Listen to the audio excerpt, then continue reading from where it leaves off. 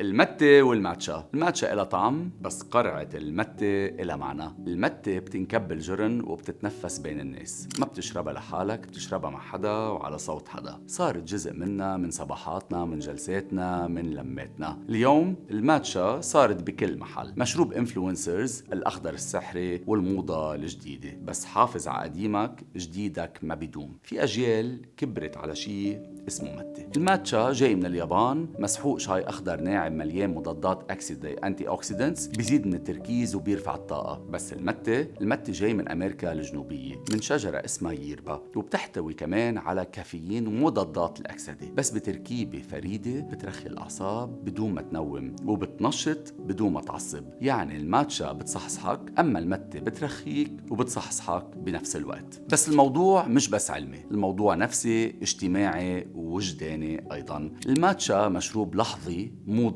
إلى صورتها على السوشيال ميديا. أما المتة فهي أقدم، أهدى وأحن، مش بس بتنشرب، بتنحكى. صحة، دفء وطقوس من جيل لجيل. الماتشا مشروب اللحظة، بس المتة مشروب العمر اللي بينسكب على مهل.